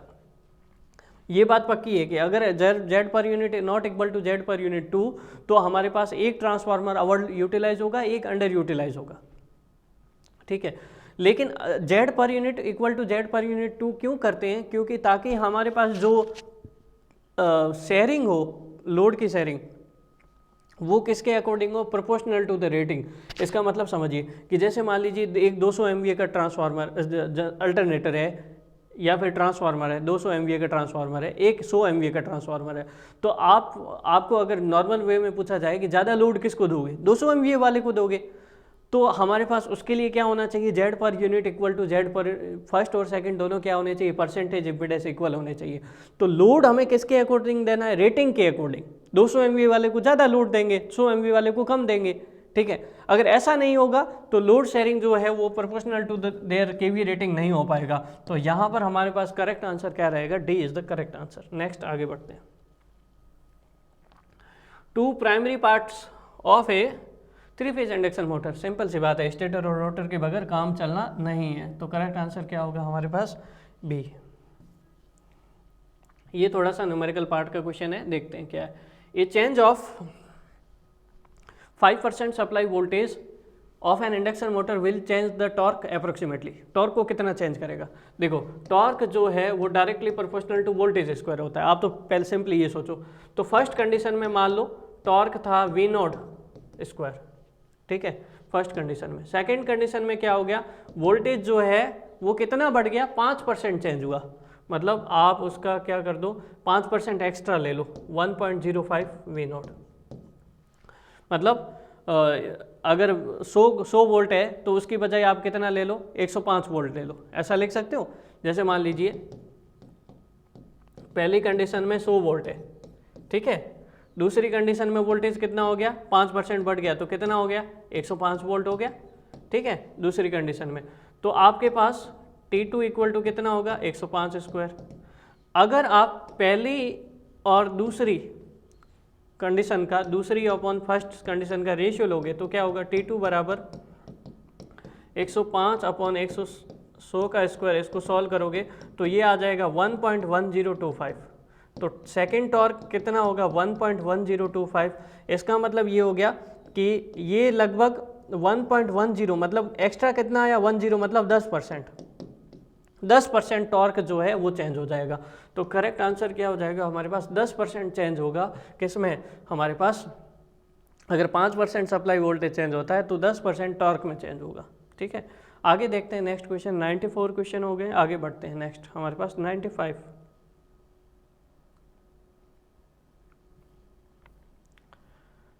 Which of the following material is used as series for range extension of voltmeter? ठीक है भाई साहब, क्वेश्चन दे दिया तो अच्छी बात है, लेकिन यहाँ पर हमारे पास क्वेश्चन में क्या दिया है, मैग्नीन, कॉपर, स्टील एंड एल्यूमिनियम। इसका करेक्ट आंसर होना चाहिए यूरेका। यूरेका यूज़ करते हैं रेंज एक्सटेंशन ऑफ वोल्टमीटर के लिए, लेकिन फिर भी दिया हुआ है रेंज एक्सटेंशन ऑफ अमीटर के लिए यूज़ करते हैं मैग्नीन एंड कॉन्स्टेंटन। अब हमारे पास अल्टीमेटली 3 मटेरियल बचे, मैग्नीन, कॉन्स्टेंटन एंड यूरेका। यूरेका है नहीं, कॉन्स्टेंटन है नहीं, बचा क्या, मैग्नीन। तो चलो भाई साहब सेलेक्ट कर लेते हैं मैग्नीन। तो यहाँ पर हमारे पास क्या रहेगा, मैग्नीन सेलेक्ट करेंगे, A is the correct answer. A moving iron ammeter has few turns of thick wire so that, अगर मान लीजिए एक मूविंग आयरन अमीटर है जिसके थिक वायर के कम टर्न है, तो थिक वायर से क्या हो जाता है, हमारे पास थिकनेस बढ़ेगा और नंबर ऑफ टर्न्स कम रहेगा, मतलब एरिया ज़्यादा होगा। एरिया ज़्यादा होगा तो रेजिस्टेंस क्या होता है, कम होगा, रेजिस्टेंस कम होगा। तो ये बात तो पक्की है कि रेजिस्टेंस लो है, इसके लिए हाई, इसका कोई लेना देना नहीं। डैम्पिंग इज इफेक्टिव, इसका कोई लेना देना नहीं है। अब हमारे पास क्या होता है, थिक वायर यूज़ करोगे और लो टर्न्स के, तो वहाँ पर हमारे पास थिक वायर यूज़ करोगे तो वेट तो बढ़ेगा सिस्टम का ना, वेट बढ़ेगा तो सेंसिटिविटी क्या होगी, लो होगी। तो ये तो गलत ही हो गया। तो हमारे पास मूविंग आयरन इंस्ट्रूमेंट्स की सेंसिटिविटी वैसे भी लो होती है, पीएमएमसी के कंपैरिजन में बहुत कम होती है। तो करेक्ट आंसर क्या होगा, रेजिस्टेंस इज लो। आगे देखते हैं, Maxwell bridge is use to measure. Maxwell bridge का यूज़ किसको मेजर करने के लिए करता है, फ्रीक्वेंसी नहीं, व्हीन ब्रिज किया जाता है, रेजिस्टेंस, व्हीटस्टोन ब्रिज, इंडक्टेंस, हाँ सही बात है, शेयरिंग ब्रिज और डी ब्रिज वगैरह ये हम कैपेसिटेंस मेजर करने के लिए करते हैं। Maxwell inductance capacitance bridge inductance measurement के लिए किया जाता है, ठीक है। तो कौन सा करेक्ट आंसर होगा, C is the correct answer. Next question देखते हैं, which method can be use to measure a power of a. देखो ये थोड़ा सा कंट्रोवर्शियल क्वेश्चन हो गया भाई साहब, यहाँ पर कंफ्यूजन भी होता है। Which method can be use to measure a power of a 3 phase unbalanced load. अब भाई साहब ने बोला है 3 फेज अनबैलेंस्ड लोड, यहाँ पर ऐसा मेंशन होना चाहिए 3 फेज, चलो इसको अलग से डिस्कस करते हैं ढंग से। अगर आपके पास यहाँ पर 3 फेज 3 वायर अनबैलेंस है कंडीशन, चाहे बैलेंस हो या अनबैलेंस हो, 3 फेज 3 वायर की, तो हम कौन सा मेथड यूज करते हैं, 2 वाट मीटर मेथड यूज करते हैं। इन्होंने लिख दिया केवल 3 फेज, हो गया काम खत्म। अधूरा क्वेश्चन नहीं लिखना चाहिए एग्जामिनर को, सिंपल सी बात है।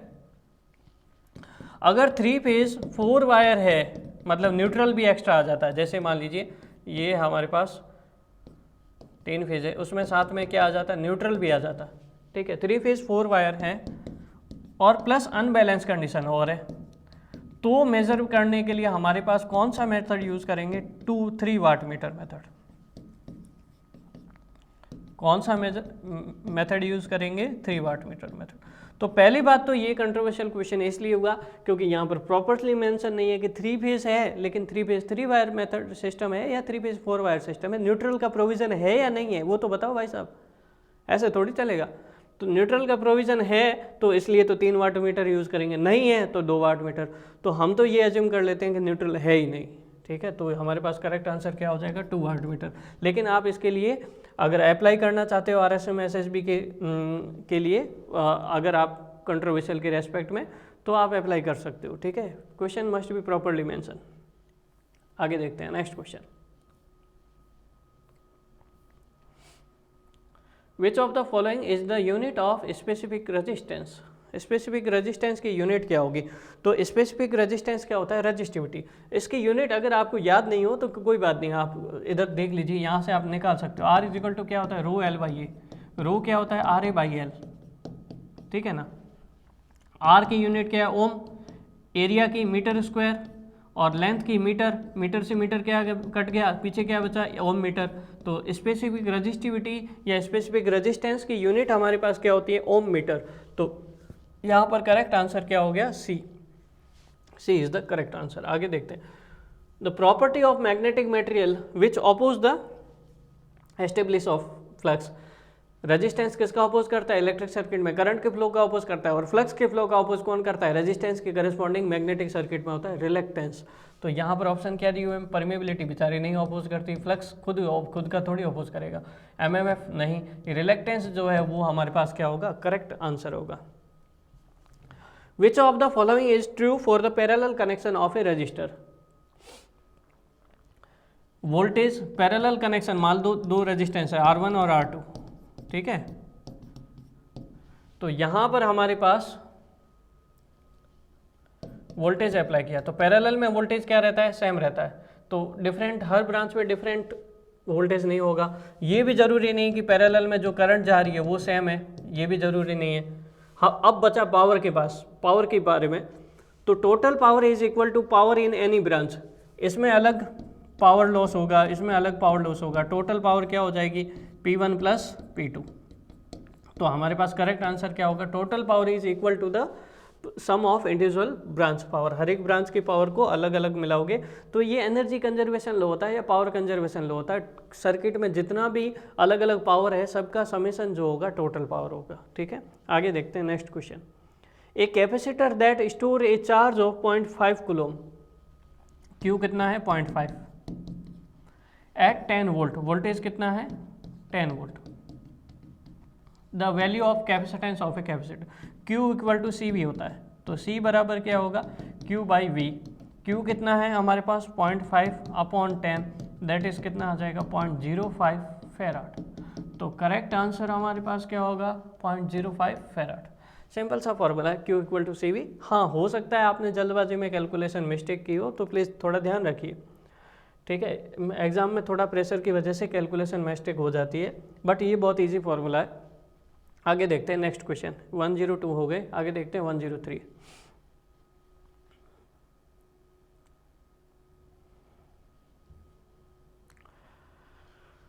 चलो, ये भी इंटरेस्टिंग क्वेश्चन है, थोड़ा सा कंसेप्चुअल क्वेश्चन है ना। एन इंक्रीजिंग करंट इस तरह से इंक्रीज हो रही है, ठीक है, X to Y कोई भी कंडक्टर में। ये बोला है what is will be the direction of induce current in the conductor loop. ये कोई कंडक्टर का लूप है आपके पास, ये कंडक्टर का लूप दिया हुआ है ये आपके पास। इस लूप में करंट की डायरेक्शन जो है वो कैसी होनी चाहिए, ये पूछा है। तो भाई साहब, अगर हमारे पास ये कंडक्टर यहाँ पर करंट राइज हो रही है और इसमें करंट इंड्यूस होती है, ठीक है, करंट इंड्यूस होती है, तो वैसे अगर फ्लक्स रहेगा कंडक्टर का, यहाँ पर कोई भी वायर जा रहा है उसमें करंट राइज हो रही है तो फ्लक्स रहेगा, फ्लक्स लिंक होगा तो ईएमएफ इंड्यूस होगा, क्योंकि क्लोज पाथ है, क्लोज पाथ है तो ईएमएफ तो इंड्यूस हो ही रहा है और करंट भी फ्लो होगी, ये बात तो पक्की है, करंट फ्लो होगी। लेकिन करंट किस तरह से फ्लो होगी कि इंड्यूस फ्लक्स या induce current will oppose its cause of production. तो ये जो करंट जा रही है इसकी वजह से जो फ्लक्स प्रोड्यूस हो रहा है ये इसका अपोज करेगा। करंट किधर जाने की कोशिश करेगी? इस पाथ में से, सर्कुलर पाथ में से इसके ऑपोजिट डायरेक्शन में। इसमें इधर ही राइज हो रही है तो ये इसके राइज होने का अपोज करेगा। भाई करंट किधर राइज हो रही है हमारे पास? एक्स से वाई की तरफ, तो इसके राइज होने का अपोज कौन करेगा?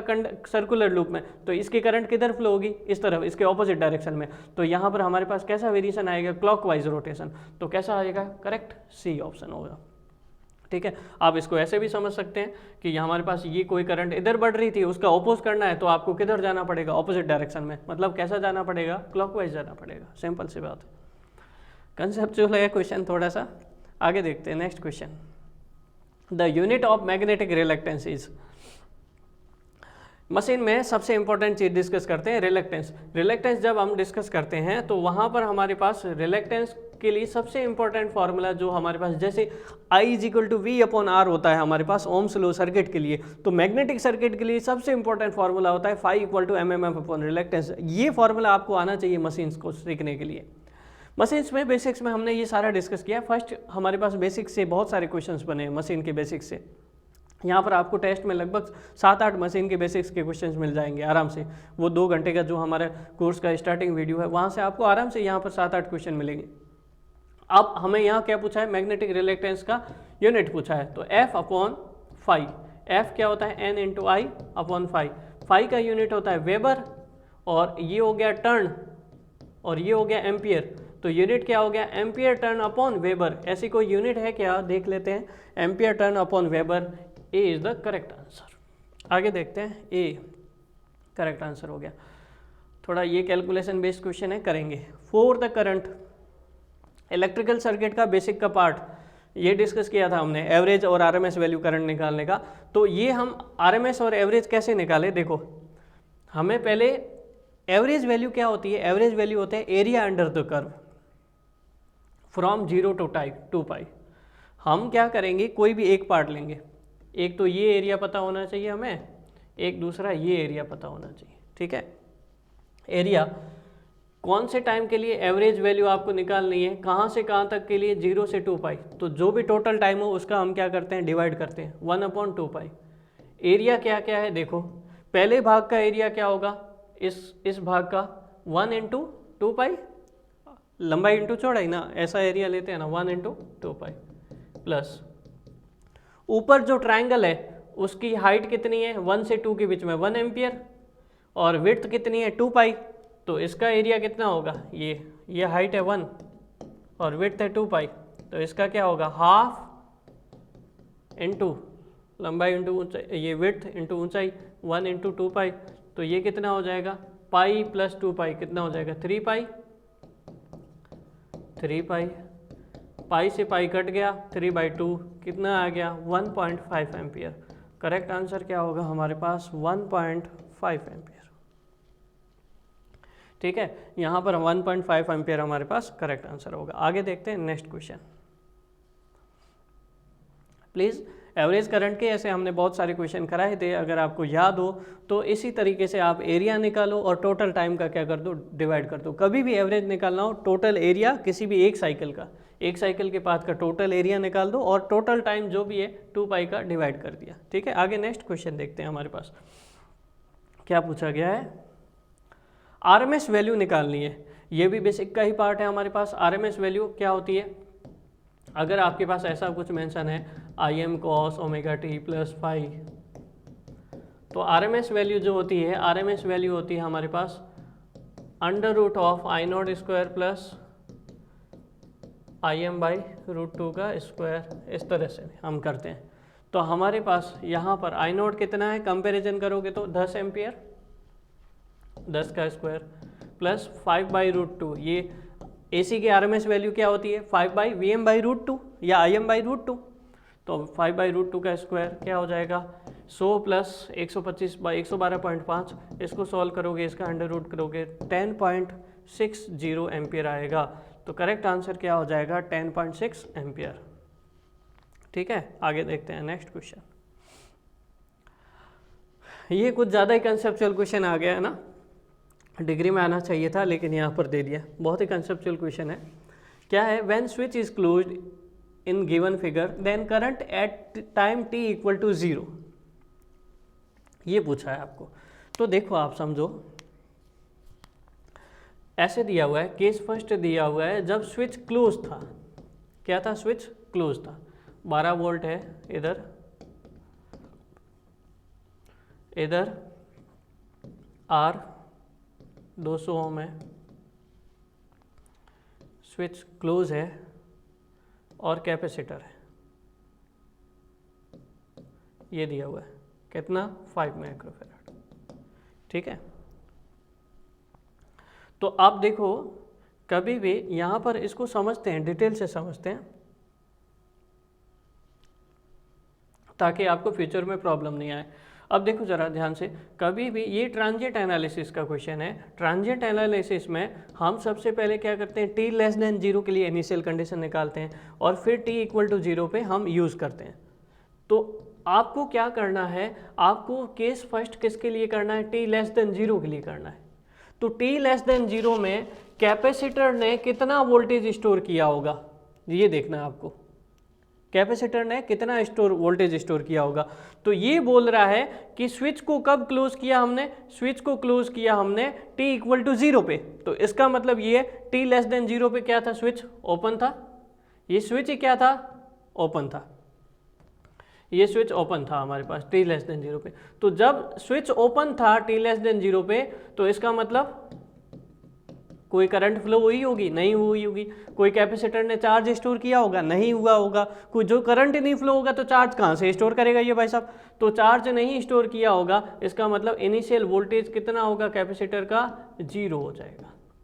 ठीक है, ये तो हमारे पास t लेस देन जीरो की बात है। अब केस सेकेंड में ये पूछ रहा है कि अब इस स्विच को क्या कर दिया गया, क्लोज कर दिया गया। तो हमेशा ध्यान रखते हैं कि t इक्वल टू जीरो पे कैपेसिटर को वोल्टेज सोर्स से रिप्लेस करते हैं और इंडक्टर को करंट सोर्स से रिप्लेस करते हैं। तो हमें क्या करना है, इस कैपेसिटर को किस से रिप्लेस करना है, t इक्वल टू जीरो पे वोल्टेज सोर्स से, जिसकी वैल्यू क्या होगी, Vc नॉट। अब Vc नॉट की वैल्यू कितनी है, t लेस देन जीरो पे कितना वोल्टेज स्टोर किया, 0 वोल्ट। 0 वोल्ट का मतलब क्या होता है, शॉर्ट सर्किट। बहुत ज़्यादा कंसेप्चुअल हो गया। पहले पता करो कि कैपेसिटर ने कितना वोल्टेज स्टोर किया है t लेस देन जीरो पे। स्विच ओपन था तो कोई वोल्टेज नहीं स्टोर किया, 0 वोल्ट स्टोर किया। 0 वोल्ट का मतलब t इक्वल टू जीरो पे शॉर्ट सर्किट, कैपेसिटर क्या हो गया, शॉर्ट सर्किट हो गया। जब शॉर्ट सर्किट हो गया तो हमारे पास केस सेकंड में डायग्राम कैसा बनेगा, केस सेकंड में डायग्राम ऐसा बनेगा, 12 volt,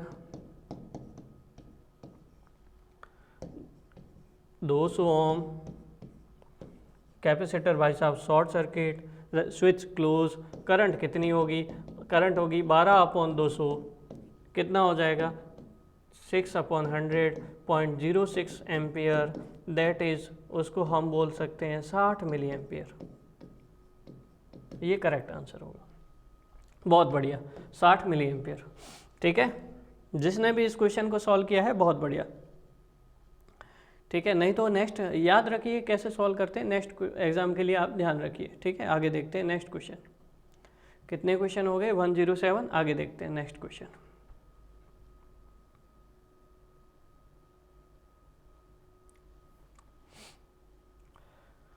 for what value of resistance, numerical question है, सॉल्व करेंगे। For what value of resistance maximum power can be transferred at the terminal A and B. तो ये डीसी सर्किट है, मैक्सिमम पावर का case third है हमारे पास। Case first और केस सेकंड हम एसी के लिए रिलेटेड करते हैं और केस थर्ड जो हमने कोर्स में डिस्कस किया है, केस थर्ड हमारे पास ये है डीसी सर्किट के लिए।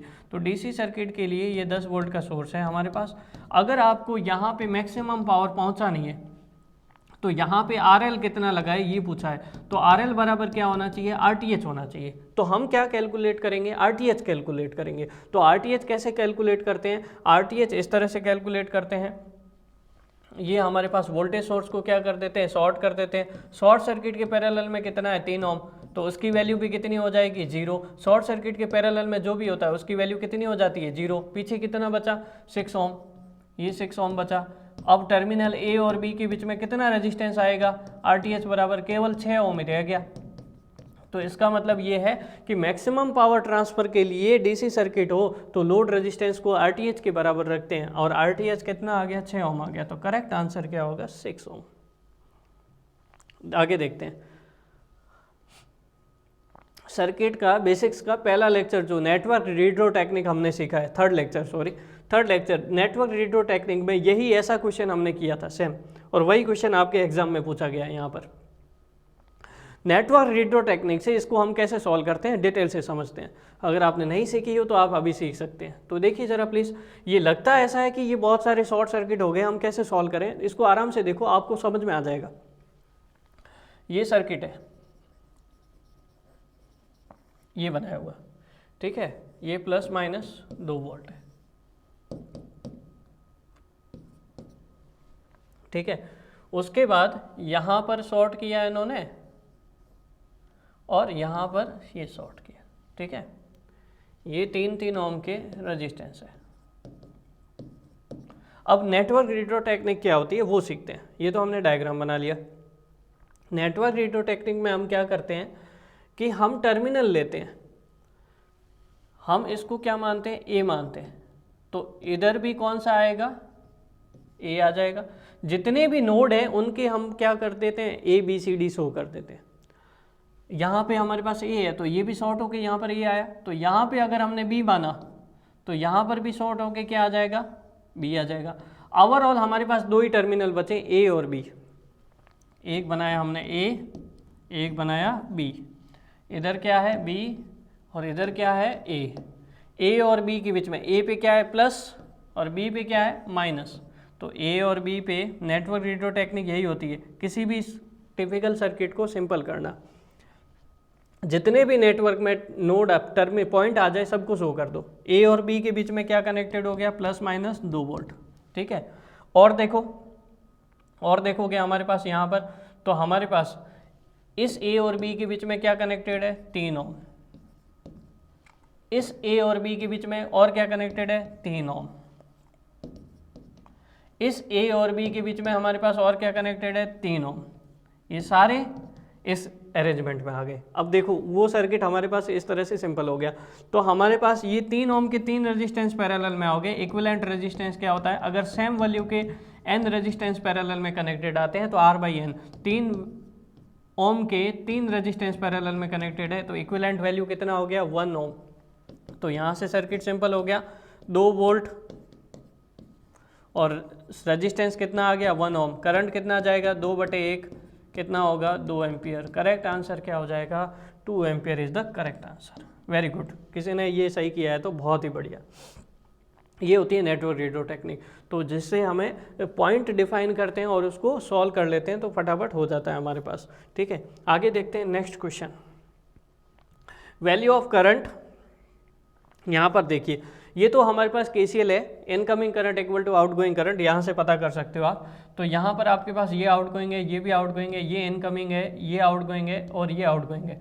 तो आउटगोइंग करंट कौन कौन सी होगी, 2, 1 I और प्लस 1। इनकमिंग कौन सी है, 4 एम्पियर। तो आपको पता करना है 4 - 4 कितना आ गया, 0 एम्पियर। तो कितनी करंट फ्लो होगी, 0 एम्पियर करंट फ्लो हो जाएगी हमारे पास। नेक्स्ट क्वेश्चन देखते हैं।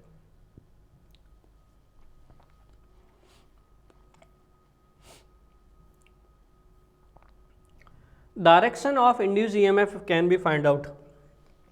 बेसिक्स मशीन का पार्ट है, मैंने आपको बताया कि बेसिक मशीन से हमारे पास 7-8 क्वेश्चन मिले हैं आराम से। Direction of induce EMF can be find out. अब हमारे पास डायरेक्शन हमेशा 2 रूल से पता की जाती है, फ्लेमिंग लेफ्ट हैंड या राइट हैंड। लेफ्ट हैंड किसके लिए लगाते हैं, मोटर के लिए लगाते हैं। और इंड्यूस EMF किस में होता है, जनरेटर में। तो वहाँ पे कौन सा रूल लगाते हैं, राइट हैंड रूल। तो हमारे पास करेक्ट ऑप्शन क्या होगा, फ्लेमिंग राइट हैंड रूल, ठीक है। तो C option is the correct. Both the number of turns and the length of the core of a solenoid. Again हमारे पास बेसिक्स के पहले लेक्चर से, इलेक्ट्रिकल मशीन के पहले लेक्चर से अगेन हमारे पास यही क्वेश्चन आ गया। देखो पहले लेक्चर से बहुत सारे क्वेश्चन देखने को मिल रहे हैं। यहाँ पर देखिएगा क्या क्वेश्चन है, ध्यान से सुनिए। Number of turns and length of A core, ऐसे समझिए एक कोर है, ये है ना, जिसकी लेंथ कितनी है, L1, ठीक है। या सिंपल बताओ तो L है, कितनी है, L। उसके ऊपर आपने क्या किया, कोइल को लपेट लिया इस तरह से, ये कोइल को लपेटा हुआ है। उसकी वजह से इंडक्टेंस जो होता है, इंडक्टेंस होता है number of turns square upon reluctance, और रिलेक्टेंस होता है S = L/μ है। तो हम पूरा रख देते हैं N² L/μ है, ठीक है। ये हमारे पास केस फर्स्ट है, ठीक है। यहाँ पर ये है। तो अब हमारे पास दूसरा केस बोला कि हमारे पास नंबर ऑफ टर्न्स क्या कर दिए, डबल कर दिए। पहले केस में मान लो नंबर ऑफ टर्न्स N1 है, लेंथ L1 है और इंडक्टेंस कैपिटल L1 है, ठीक है। अब दूसरे केस में क्या किया, नंबर ऑफ टर्न्स डबल कर दिए, साथ ही साथ इंडक्टेंस जो है वो डायरेक्टली प्रोपोर्शनल क्या हो गया, साथ ही साथ लेंथ भी बढ़ा दी, जो सोलेनोइड कॉइल है उसकी लेंथ कितनी होगी, डबल हो गई। L2 कितना हो गया, ट्वाइस ऑफ L1। तो यहाँ पे इस फॉर्मूले में रखोगे कैपिटल L2 बराबर क्या हो जाएगा, N2 square upon small L2 into mu A. Mu और एरिया में कोई चेंज नहीं किया गया, ये तो सेम है, ये तो कैंसिल आउट हो जाएंगे, कोई फर्क नहीं पड़ेगा। अब हमारे पास N2 को रखोगे N1 का स्क्वायर N2 अपॉन 2L1, तो ये कितना हो जाएगा 4N1 स्क्वायर अपॉन 2L1, तो 2/4, ये कितना आ जाएगा 2N1 स्क्वायर अपॉन L1। तो N1 स्क्वायर अपॉन L यहाँ था, L1 था, अब यहाँ पे कितना मल्टीप्लाई हो गया, 2 गुना मल्टीप्लाई हो गया। इसका मतलब इंडक्टेंस जो है पहले का कितना हो गया, 2 गुना हो गया हमारे पास, ठीक है, 2 टाइम्स हो गया। तो कुल मिला के बात ये हमारे पास यहाँ पर इंडक्टेंस कितना हो जाएगा, 2 टाइम्स हो जाएगा। ये करेक्ट आंसर रहेगा हमारे पास। बहुत बढ़िया क्वेश्चन है, ठीक है, 2 गुना हो जाएगा। आराम से इसको आप देख सकते हो किस तरह से हमने इसको सॉल्व किया है, ठीक है। तो फॉर्मूला बेस्ड क्वेश्चन है, थोड़ा सा आपको टाइम भी लगेगा, कंसेप्चुअल क्वेश्चन है। आगे देखते हैं नेक्स्ट क्वेश्चन 113। क्या क्वेश्चन पूछा गया है, सॉफ्ट मैग्नेटिक मटेरियल हैव, एक सॉफ्ट मैग्नेटिक मटेरियल में क्या प्रॉपर्टी होती है। सॉफ्ट मैग्नेटिक मटेरियल का BH कर्व जो होता है बहुत ही नैरो होता है। BH कर्व जो होता है इस तरह से होता है, उसका रेजिडुअल मैग्नेटिज्म बहुत कम होता है, कोर्सिव फोर्स वो भी कम होता है, ठीक है। रेजिस्टिविटी के बारे में तो कोई मतलब नहीं है यहाँ पर। रेजिडुअल मैग्नेटिज्म ये लो होता है, कोर्सिव फोर्स वो भी लो होता है, ठीक है। यहाँ पर इसकी परमिबिलिटी क्या होती है, हाई होती है। तो करेक्ट आंसर क्या हो जाएगा, हाई परमिबिलिटी। नेक्स्ट क्वेश्चन देखिए जरा please. In the voltage and current in A AC circuit, एक ऐसी सर्किट है जिसमें वोल्टेज और करंट एक दूसरे से कितने डिग्री पर है, 90 डिग्री पर है। तो हमारे पास power in the circuit will be, power कितनी होगी, P बराबर VI cos फाई होती है, V इंटू आई, एंगल कितना है 90 डिग्री का, cos 90 की वैल्यू कितनी होती है 0, कितना आ जाएगा 0 वाट। करेक्ट आंसर क्या होगा 0 वाट। आगे देखते हैं 114 क्वेश्चन हो गए। नेक्स्ट क्वेश्चन देखिएगा, नेक्स्ट आगे बढ़ते हैं।